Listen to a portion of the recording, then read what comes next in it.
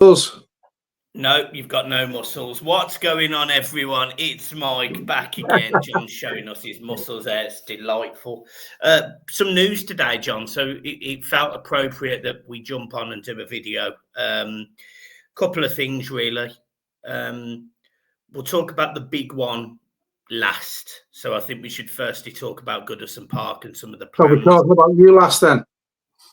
What you say? Talking about you last. The big one. Talk about your big forehead, wrinkly one, crusty. Go on.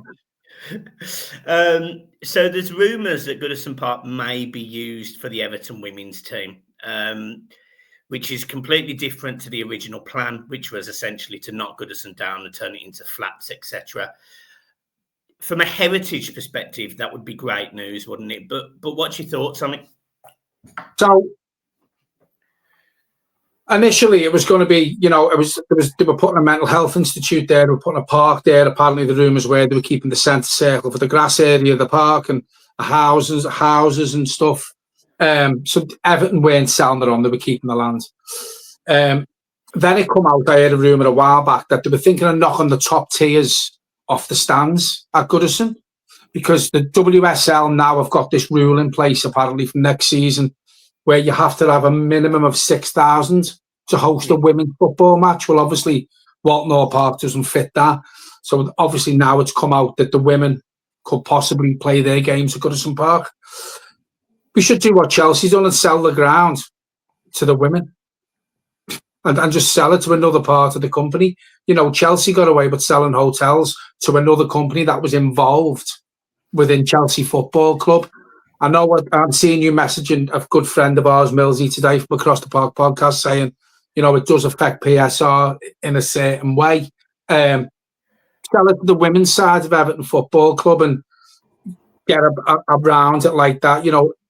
If the 6,000 rule is to be believed true, that you've got to have a 6,000 capacity to host a women's football game from next season, then it makes sense to me. And we could also have a museum there, and we could do match day things, and even the under-18s could play there and stuff like that. So it won't just be predominantly for the women with a bit of luck. It could just be for, the women and the youth side of it, the under-23s, the under-18s, and let the kids play there as well. Get full use out of it. As Millsy messaged today on the group that we're in, you just hope he doesn't sell it to the other lot across the park for their car parking, because that would be a disaster to see Goodison Park become something like that. Yeah, I mean, look, I don't think that would happen, if I'm being honest. But I think the fundamentals are, if they turn this into a museum, which is, I actually did a video on it about 4 years ago. And I actually said, the heritage, the semi-finals, all the things that Everton were first for.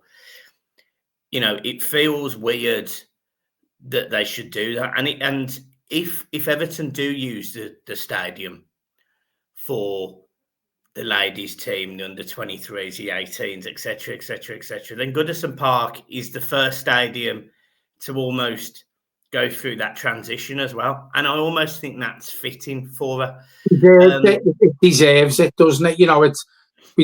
Listen, if all accounts are to be correct, Goodison Park is going to stand there empty for 2 years, and it's going to take 2 years to get planning permission in place to actually knock it down. We can save all that, and we can save a part of the beloved club that we all love.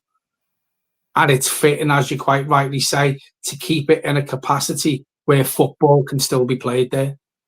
Yeah, the one issue with Goodison, and it's been an issue now for years, and Bill Kenwright used to allude to it, Mashiri's alluded to it, various people have alluded to it. It's the cost. And the cost around Goodison is the maintenance. The fact that, it's only getting more expensive. There was talk that they were going to try and renovate it years ago, if you remember, when we were looking at new stadiums, and they were trying to think of ways it could stay at Goodison.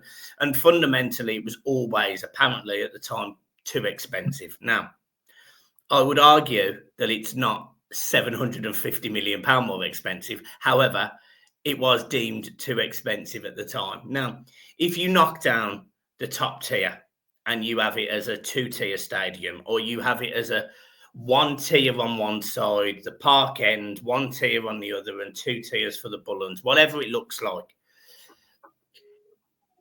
It would be amazing to keep her. It would be amazing to keep that pitch, that ground. It's just the cost. Is it a cost that Everton can cover and move forward? Because, you know, Manchester City, for example, they have a second stadium in their training complex facility. They have one. You know, other teams rent out other stadiums to play their other games. You know, very often, I think Liverpool have used, I think they've certainly used Tranmere. I think they've used Marine, etc. They've used other stadiums for their youth games, and Everton have done the same. I think we've used Marine. I think we've, you know, it happens. Aston Villa used Walsall for their under-23s at times, and these clubs are reliant on that income at times.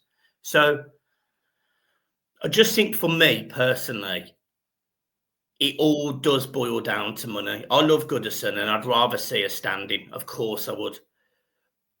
But I don't think Goodison, if it had a personality, if it could speak to us, I don't think she would want to hold the club back either.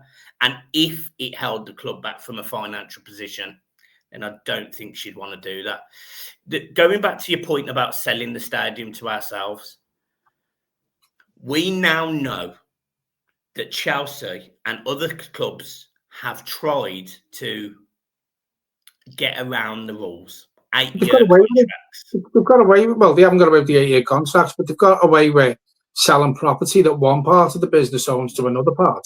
Yeah. So if that is something that Everton can do, then I'm certainly not against it. I just don't know how that works. I just don't know how that fundamentally works.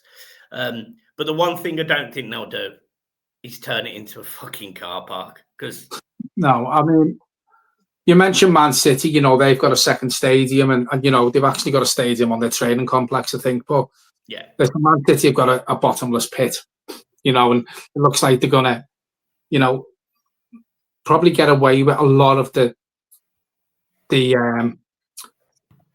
charges. The charges. You might get away with some of them. There's rumours going around they're going to get a massive points deduction. We won't know. It's not a video on Man City. But Everton are in a better financial situation now with the Freaking Group. And I think, you know, PSR is a lot more better now. We don't want to dig a hole for ourselves and put a lot of money into Goodison to get it past, you know, the safety certificates that it's going to need. Because I know for a fact, a friend of mine was a minor shareholder 10 years ago. And it was costing Everton 8, 9, 10 years ago £1 million every close season to get Goodison ready to pass the safety certificate. Now, can you imagine what that cost is now, 10 years on? You know, because everything's gone up in cost. The ground's 10 years older, so it's a lot of money.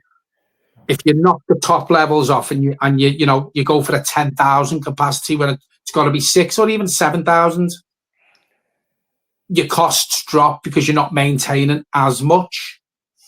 So, you know, they could keep the family enclosure, they could keep the paddock, they could keep the lower Gladys, you know, and there's your 6,000 seats, near enough, you know, and the other end have your museum that you keep talking about and stuff like that, memorabilia, what have you. There is scope to do it. Have Everton got money to do that? Well, that money comes out your pot of money that you've got for the first year. I don't think that does. How doesn't it? This is the bit that I was confused about earlier. I don't really know what comes out of it, because I didn't believe that it did. I believe that infrastructure costs were fine. Well, but sorry to interrupt again. Infrastructure costs were fine when we were building Bramley Moor and St Larouge got changed. That was what I was just about to say. So I don't know what isn't allowed anymore, because we got whacked because of a stadium. So just changing and converting Goodison and because it would cost millions to convert it. It's not. This isn't an easy job. It's not like you're sticking a bulldozer in and you're just smashing down walls. You're going to have to surgically cut the top tiers and then put stands or roofs on top of the other bits. It's not an easy job. The other way of doing it is knocking Goodison down, but just turning it into a football pitch, and then you sell Walton Hall Park. Well, Everton. I don't think Everton own Walton Park because it's actually a park. So I don't know if the council owned. I'm not sure. Yes, so they do that maybe, but again, it's costing money. So are they either going to build a new stadium where Goodison is with a capacity of say 10,000, or do they just convert Goodison somehow? And you are right. Do they turn the Gladys Street into a museum, or do they turn do they leave the Gladys Street as it is because it's the famous Gladys Street, turn that into the museum and use the other sides? Who knows? Yeah, I mean, if you had a choice of two, it would be the Gladys Street you keep, and you put the museum and a gathering. Even on match days, they might lay a coach on, and you might be able to buy a ticket for that end on a match day, so there's still income before you go to Bramley Moor. You can get a meal and a pint or whatever. End of the day, if the 6,000 rule that's rumoured going around is to be believed, we have to move away from Walton Park.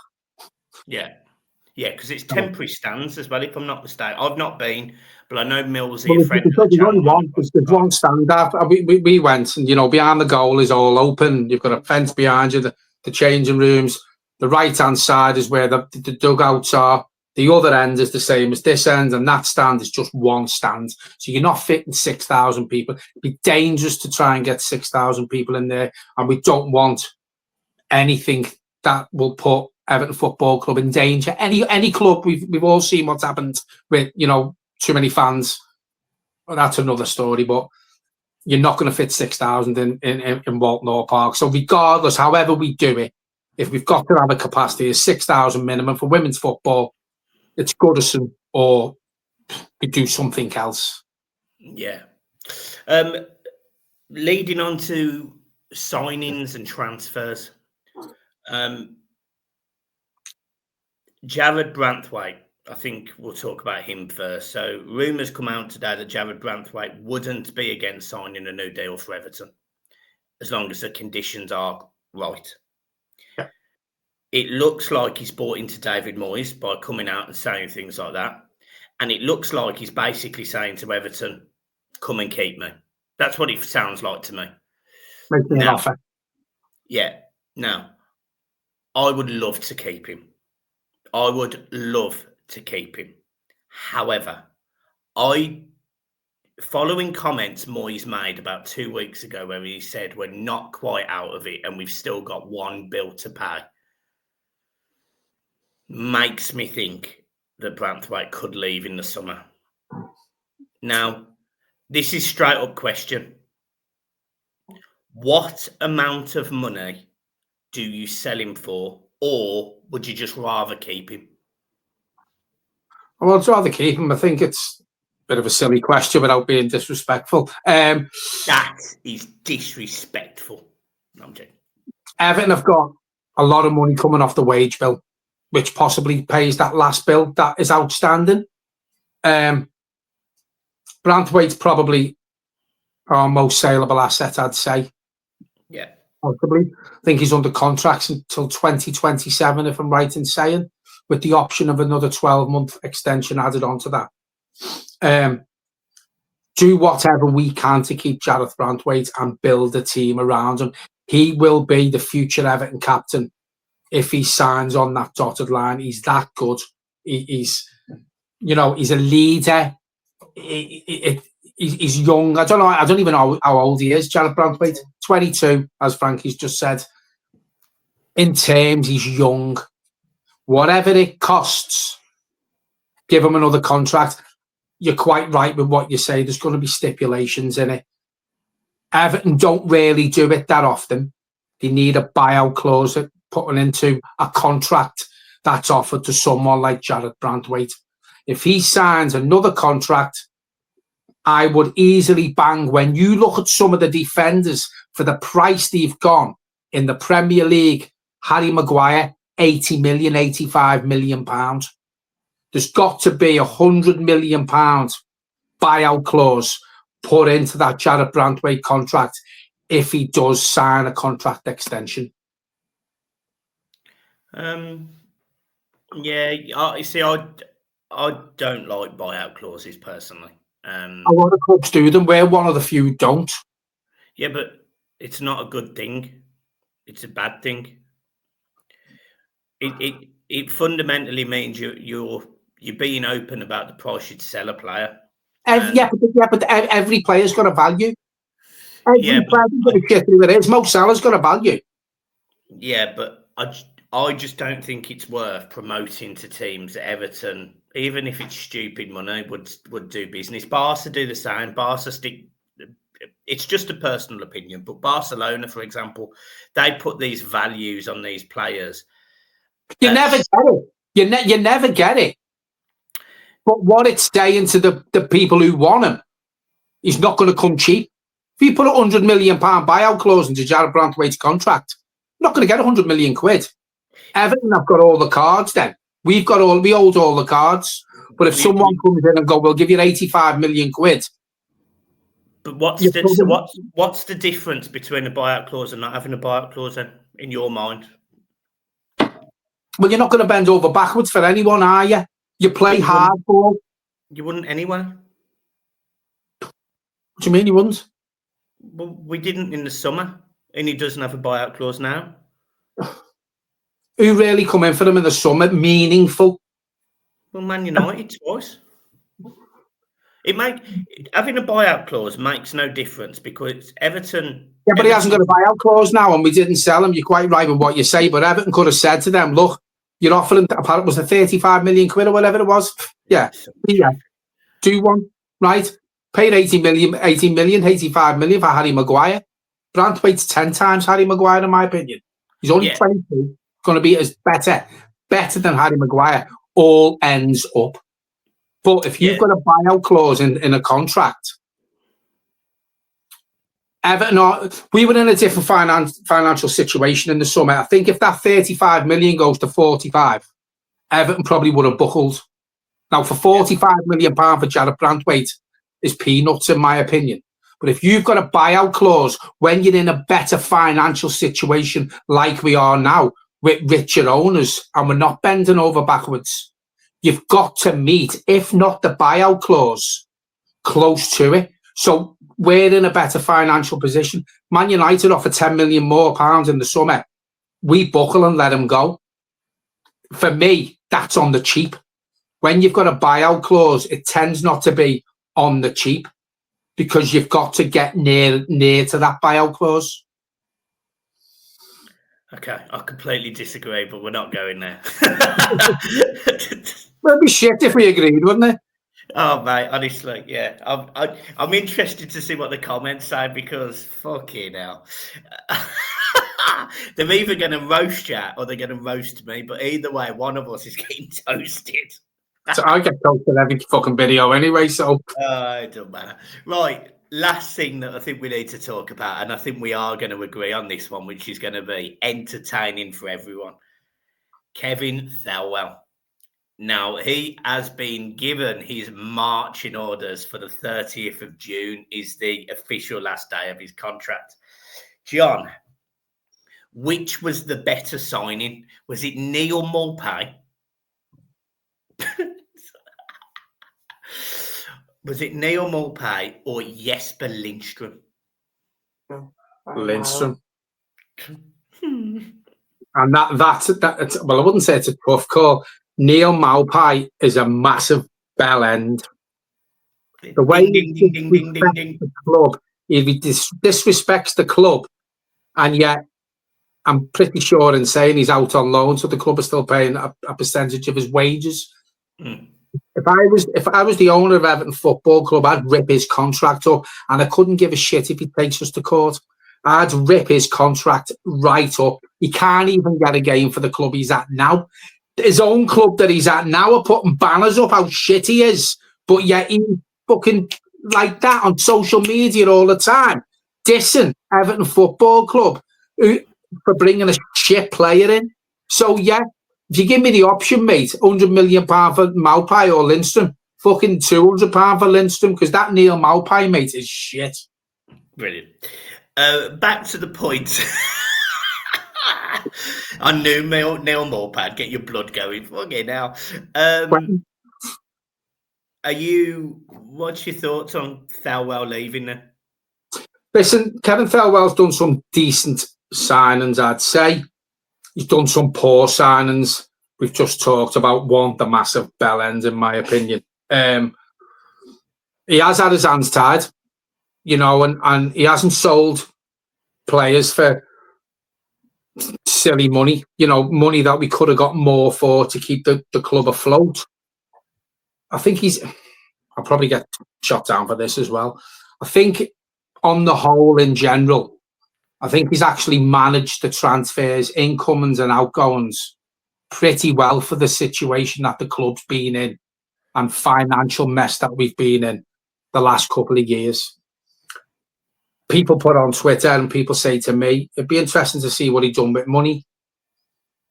I don't trust him with money. I'm sorry, I just don't trust Kevin Thelwell with money. I think we've got a new CEO coming in. We've got brand new owners. We've got a brand new stadium. We've now got a new manager. I think it's time to part company with the current director of football. And I wish him all the best, whichever he does. Yeah, look, I don't disagree with that at all. I think his signings have been, agree. Hit and miss. They've been hit and miss. He's had his arms tied behind his back, and I don't think we've seen the best of his signings because of the manager that he's had playing him, i.e. Sean Dyche for 2 years. I don't think that helped him. The signings under Lampard, the one that sticks out will always be players like Neil Maupay. I mean, that was a dreadful signing. You know, I don't like to say it, and hopefully he's turning a corner. He seems to have turned a corner, but £30 million for better. I mean, that's a lot. That's a lot of money for a striker that I think has scored something like 7 goals in 55 games or something. However, we could have got a lot better for 30 million quid, couldn't you? Yeah. You know, signing players like Jake O'Brien. Now, Jake O'Brien has turned out to be a fantastic signing, in my opinion, and you know, this whole talk about Branthwaite and I mean, that would excite me, seeing the two of them as a centre-half partnership, O'Brien and Branthwaite, and then signing a right-back, a progressive, forward-thinking right-back. That would excite me. The thing that I think he has struggled with his loans. I think his loan signings have left a lot to be desired, because I think when I look at the players he signed on loan, even last season, Dan Juma wasn't really used. You know, we've had loads of signings on loan this season. Few of them have worked. It has been difficult for him. Everton haven't been attractive. We've had a poor manager in who has fundamentally had these players, and he probably hasn't had enough time with David Moyes to convince everyone that he's the man. But on top of that, and the big standout for me, was how much maybe Moyes defended him in January, because David Moyes at the start of January was very keen on players, wanted numbers, wanting players in, attacking players, wanting another striker.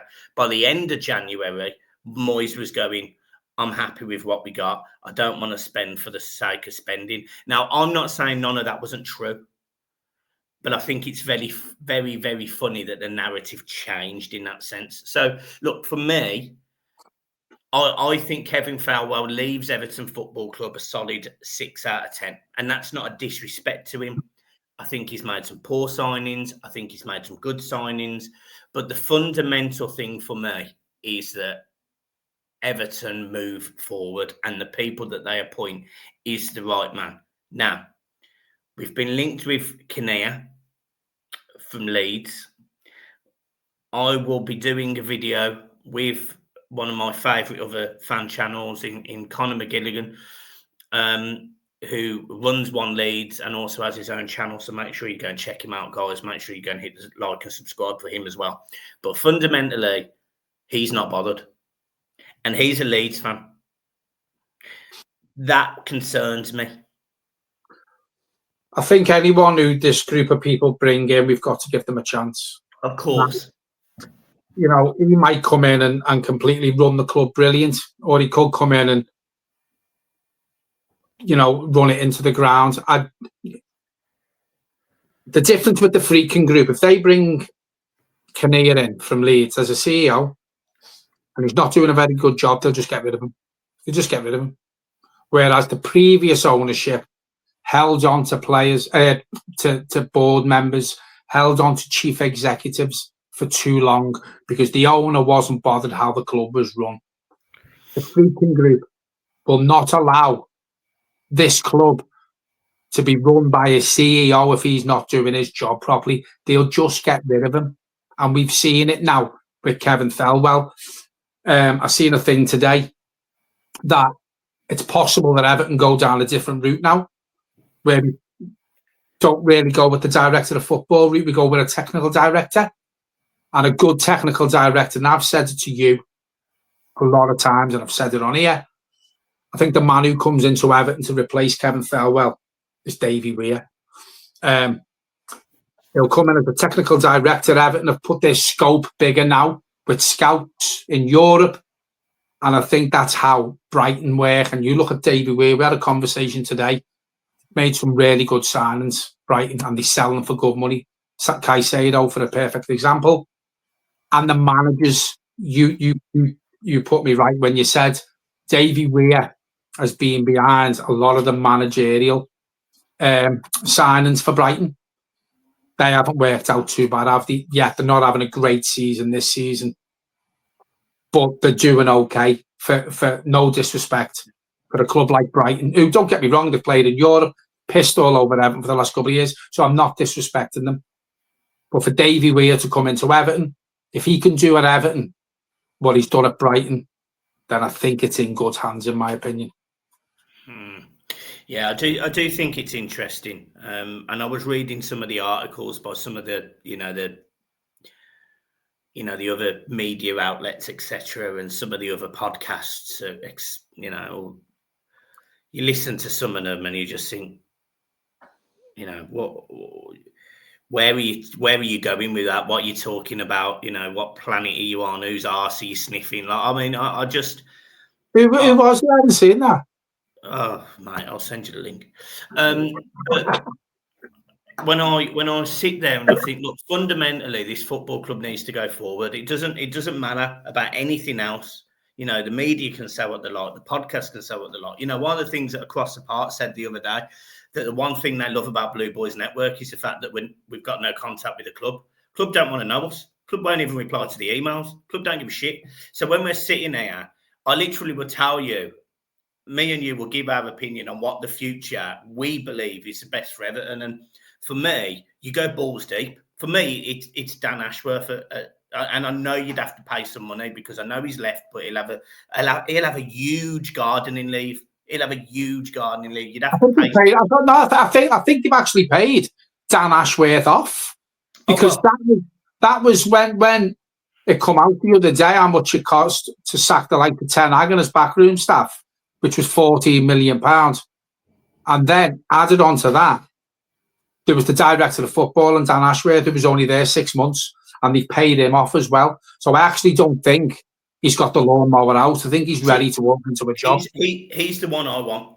He's the one I want. And if it was someone like Dan Ashworth coming in, he's been through the transition with Newcastle. He did a great job with the transition at Brighton. And, by all accounts, Manchester United are in such a mess. They've listened to a manager that, in my opinion, isn't going to be the manager of Man United in 12 months. I mean, I know people will be like, oh, you can't say that about Almiron. Mate, I'm telling you now, for me, I'm not a fan. I don't think it's there long term. Completely different kettle of fish to the Portuguese league, isn't it? And yeah. I think if you go down the Dan Ashworth route, then you're sticking with the director of football title, aren't you? And that's whether the Freaking group go with that. If they do, I'm not turning my nose up at Dan Ashworth one iota. I think he's done a fantastic job wherever he's been. definitely wasn't given long enough at Manchester United, in my opinion. And it turns out now, obviously, he was telling the board of directors and the manager what to do at United. They didn't listen to him. Maybe they should have done, because they're a fucking car crash, Man United. And then you look at the job that he'd done at Brighton, fantastic job. So Dan Ashworth or Davy Weir as the technical director, mate, they've both proved themselves, haven't they? And I think when you're looking at people like that, considering the mess that our football club's been in, and we want to go forward and we want to progress, they're the sort of people you need to be looking at. They're well-known, they're well-renowned, they do a good job. We've seen it with our own eyes. I take any of them over Kevin Thelwell. And as I said, done some good signings, done some bad signings. I wish him well, but the club's going forward now, and I don't think he is the man to join the party of how the club wants to go. Spot on. Right, leave it there. That's it. We are done. 31-minute midweek video. What are we doing? Make sure you hit the like and subscribe, people, because that is content that is, well, it's basic. I mean, it's two screens, and we're talking from 106 miles away from each other. So, I mean, this is as good as you're getting. Right, maybe I could change the colour of the background a bit, but this is it. This is where you are, people. Hit the like and subscribe. You've had some home truths today. We'll see you soon. Peace.